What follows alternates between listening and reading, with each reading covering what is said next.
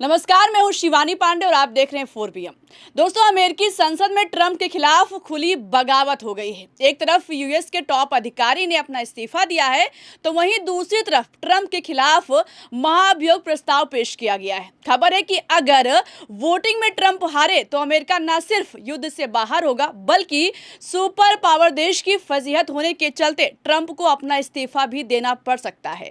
तो कैसे अमेरिकी संविधान की धज्जियां उड़ाकर ट्रंप अपने ही बनाए जाल में फंस गए हैं, इस पर जानकारी के लिए हमारे साथ प्रियंका जी मौजूद हैं। प्रियंका जी, क्या ईरान में तख्ता पलट का दावा करने वाले ट्रंप की खुद की कुर्सी फंस गई है? बिल्कुल फंस गई है और इसी फंसी हुई स्थिति का अंदेशा होने से पहले ही अमेरिका में इस्तीफों की झड़ी लगी हुई है। पहले तो खबर निकलकर सामने आई कि अमेरिका के टॉप यूएस काउंटर टेररिज्म के ऑफिशियल ने अपने पद से इस्तीफा दे दिया है, ट्रंप की रणनीतियों के खिलाफ बगावत कर दी है। वहीं दूसरी तरफ अब बिग ब्रेकिंग ये निकलकर सामने आ रही है कि डोनाल्ड ट्रंप का भी इस्तीफा हो सकता है, क्योंकि जिस तरीके से ट्रंप ने इजराइल ईरान की वॉर में अमेरिका को फंसा दिया है, ऐसे हालातों में सुपर पावर देश की हालत खराब हो गई है।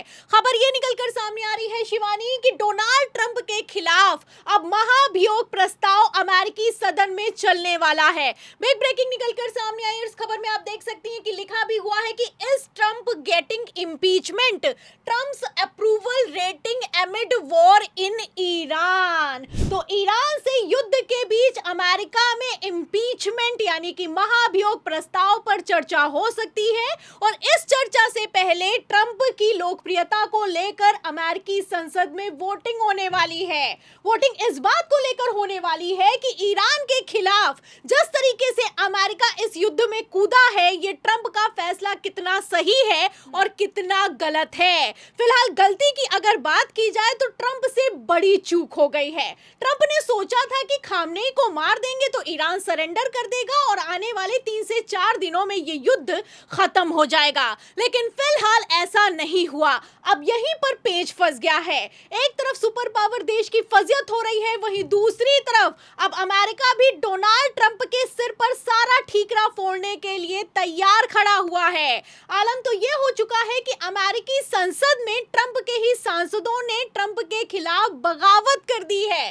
तरह तरह की खबरें निकलकर सामने आ रही हैं। इस खबर में आप देख सकती हैं कि साफ साफ लिखा हुआ है कि अमेरिकी संसद में अब बड़ी डिबेट होने वाली है, और ये डिबेट ईरान से वॉर के बीच होने वाली है। तो ईरान में तख्ता पलट करने चले थे डोनाल्ड ट्रंप, लेकिन अब खुद की कुर्सी बुरी तरीके से फंसती हुई नजर आ रही है। लगातार खबरें निकलकर सामने आई। पेंटागन से लेकर यूएस एक्सपर्ट्स तक ने डोनाल्ड ट्रंप को सचेत करते हुए कहा कि ईरान पर हमला करना भारी पड़ेगा। पेंटागन ने कहा कि हमारे पास हथियार नहीं मौजूद हैं। रक्षा विभाग ने सचेत किया, आर्मी ने भी एक तरीके से सरेंडर कर दिया, और नेवी ने भी कह दिया कि हम जंगी जहाजों को एस्कॉर्ट नहीं कर पाएंगे। लेकिन फिर भी ट्रंप पीछे नहीं हटे।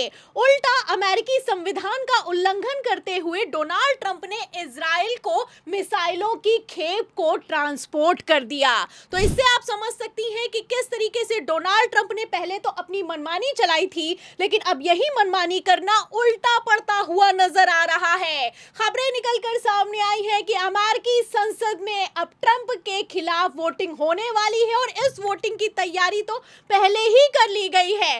पहले ही सांसदों के बयान निकलकर सामने आ गए हैं। इससे आप अंदाजा लगा सकती हैं कि इस प्रस्ताव पर जब वोटिंग होगी तो ट्रंप की कुर्सी का क्या होगा। खबर आप देख भी सकती हैं, इसमें साफ साफ लिखा हुआ है, ये अमेरिकी सीनेटर है यानी कि सांसद है, नाम है चक शुमर। उन्होंने पहले ही कह दिया है कि अमेरिकी युद्ध नहीं चाहते। तो अमेरिका तो युद्ध नहीं चाहता, लेकिन किस तरीके से ट्रंप ने जबरन अमेरिका को इस युद्ध के जरिए विश्व युद्ध के मुहाने पर लाकर खड़ा कर दिया है, ये किसी से छुपा हुआ नहीं है। फिलहाल इसी के खिलाफ सांसदों ने बगावत कर दी है। आपको बता दें कि डोनाल्ड ट्रंप ने जिस तरीके से इजराइल के साथ मिलकर ईरान के खिलाफ एक्शन लिया है, इसको लेकर अमेरिकी संसद में रिपब्लिकन यानी कि ट्रंप के सांसद, निर्दलीय सांसद और विपक्ष के सांसद सारे के सारे लोग नाराज हैं। और इस नाराजगी का अंदेशा तो तभी हो गया था जब 28 फरवरी को सिर्फ खामनेई को मौत के घाट नहीं उतारा गया, बल्कि 165 से ज्यादा मासूम बच्चियों की भी हत्या कर दी गई।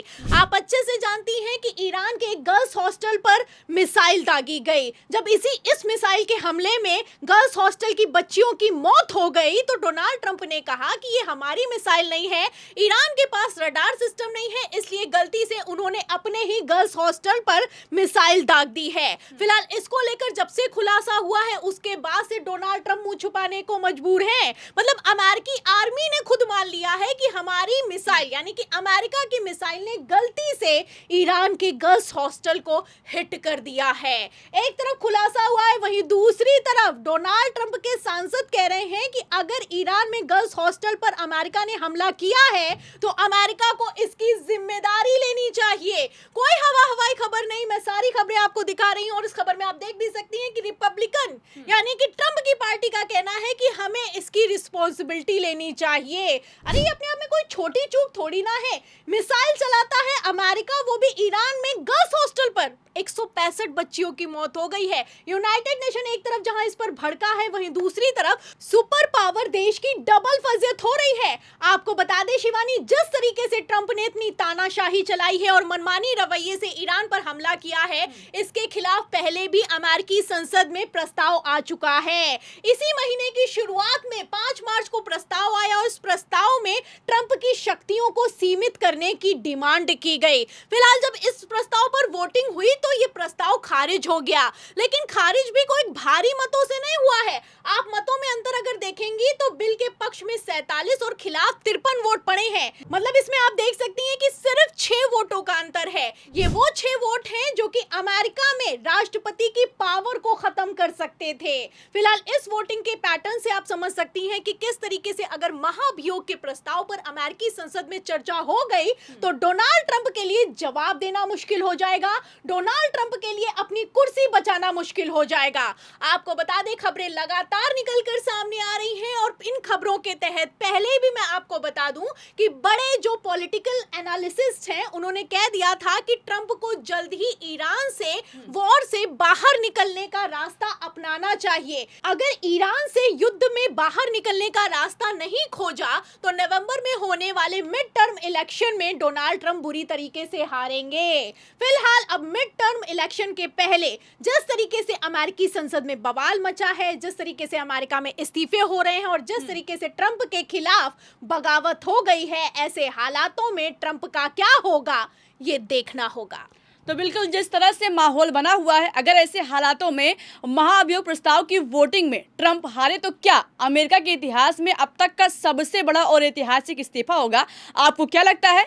चर्चा पसंद आई हो तो लाइक और शेयर करना मत भूलिएगा। देखते रहिए 4 PM। नमस्कार।